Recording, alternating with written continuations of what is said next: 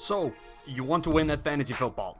This is the Fantasy Snapshot Bundle, a new draft kit from CSD Fantasy, the website that over the last 2 years have had 75 and 80% hit rate on projections, and this is your chance to get that edge you've been looking for.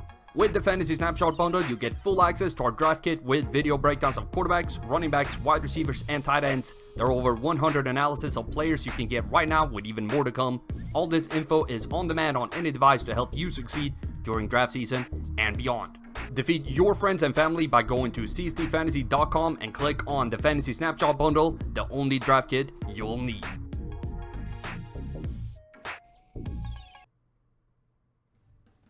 Hello Fantasy Faithfuls and welcome back to CSD Fantasy's live stream. Every Monday from now on until the season starts, I will be here. And when the season then comes to a start, we'll start for real with our regular season schedule, which shows on Sundays as usual. On request from a few subscribers last year, I've now started a Patreon page. I appreciate all the support I get from you just by reading the content on csdfantasy.com and watching here on YouTube. But if you want some more exclusive content, check it out and help me create even more. Again, thank you. The link is down below in the description.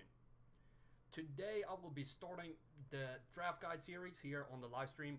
I will of course take questions during the show. If anybody wants to chime in, just hit me up in the little chat window and I'll get to it as soon as I see it.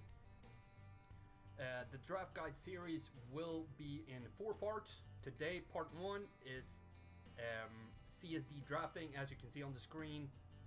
Part 2 is value pick drafting, which is tied to the value series on csdfantasy.com right now. Part 3 is what I call darting, but more on that in that series. And lastly, I will do a live draft and analyze what I'm doing as we go along during that draft.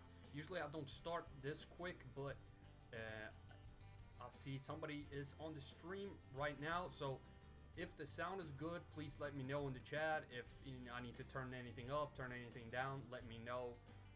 It's difficult for me to hear myself. My headphones are currently broken.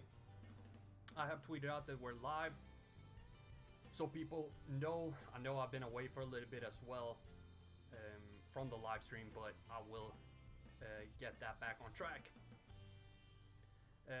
What is important about these draft guides is not to follow one of them. These parts, like you shouldn't just follow the CSD drafting blindly, but you have to put them in relation to each other and how your draft is developing. So CSD drafting, what I mean by that is you set your board based on the floor and ceiling rankings that I have on csdfantasy.com, and you're trying to aim for guys with high floors in the early rounds and higher ceilings in the later rounds.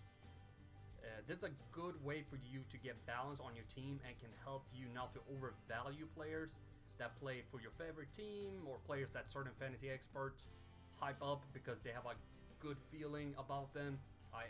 That's why I created CSD Fantasy, to get away from that good feeling or I think he's going to be good. Why do you think he's going to be good? Explain your reasoning and then we can make an informed decision. But a situation where it's not ideal, I'm going to get into a couple of situations where it's not ideal to follow the CSD draft process. And the first example here is Mac versus Kareem Hunt, my bad.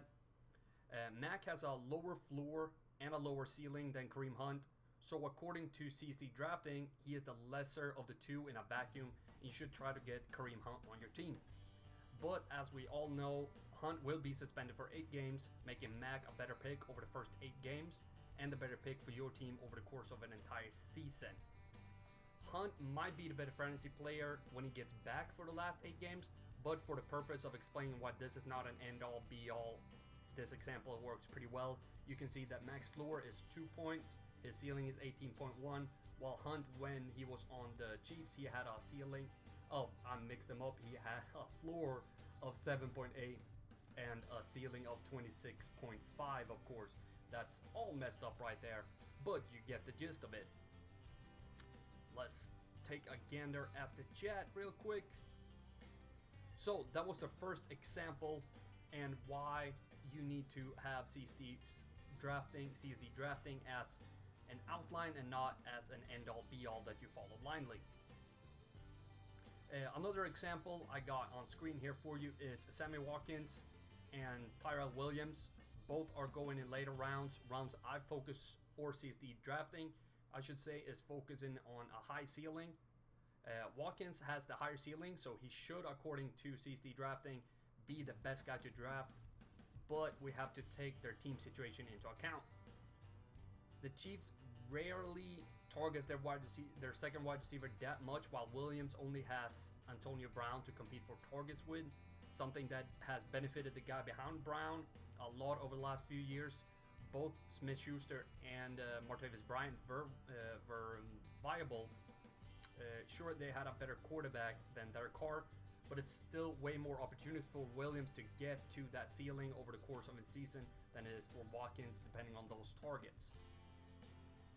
So these are two examples where you need to move away a little bit from CSD drafting, but I'll get more into what that means in a second.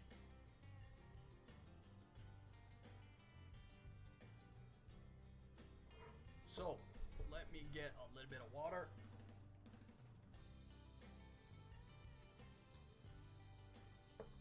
With those examples being said, let's focus on what is important in each round of drafting. In standard scoring with 10 to 12 teams, I always go hard on floor in the first 4 rounds. It is much easier to predict the top guys. If your first 3 to 4 picks can contribute on their bad weeks, they will surely do so on their good weeks as well. It's much easier to say that DeAndre Hopkins will be great in 10 weeks and decent in 6 than to pick out the 2 weeks where MVS will be great, since he won't be that great in a lot of other weeks.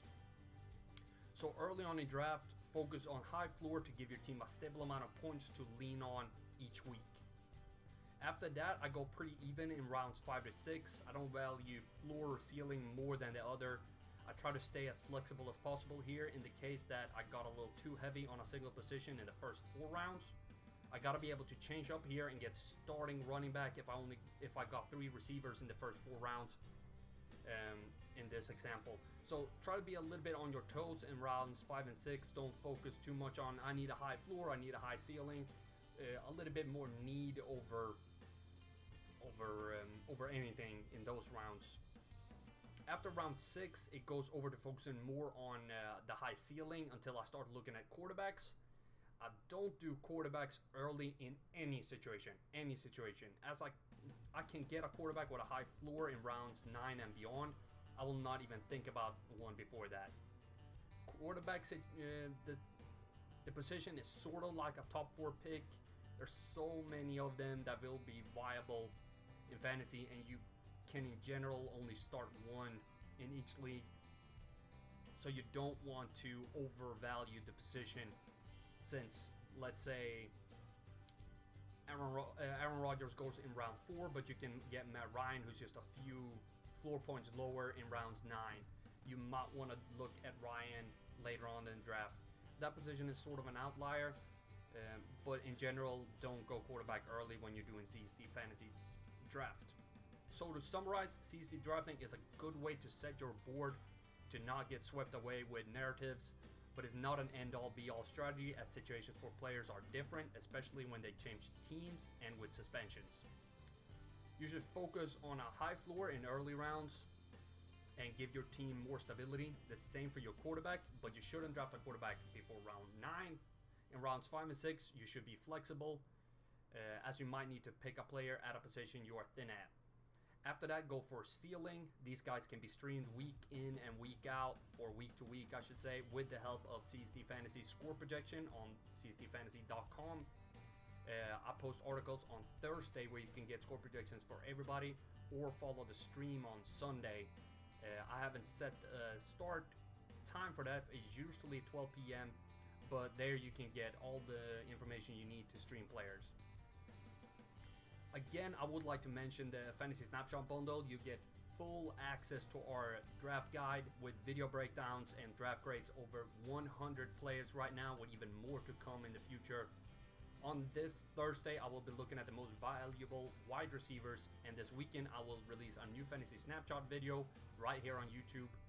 Let's check real quick the chat. I know it's a shorter stream, but I'm going to try to keep these Monday streams a little shorter unless I have a guest. Next week I will be looking at part 2 of the draft series, which will be the value pick drafting, which is tied to the value series on the website, as I said earlier. Thank you for joining me here today, and I hope to see you again next Monday, 7 p.m. Eastern Time.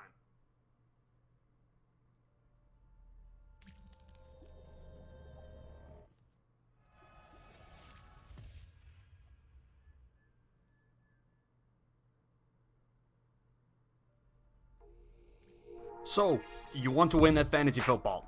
This is the Fantasy Snapshot Bundle, a new draft kit from CSD Fantasy, the website that over the last 2 years have had 75 and 80% hit rate on projections, and this is your chance to get that edge you've been looking for. With the Fantasy Snapshot Bundle, you get full access to our draft kit with video breakdowns of quarterbacks, running backs, wide receivers, and tight ends. There are over 100 analysis of players you can get right now, with even more to come. All this info is on demand on any device to help you succeed during draft season and beyond. Defeat your friends and family by going to csdfantasy.com and click on the Fantasy Snapshot Bundle, the only draft kit you'll need.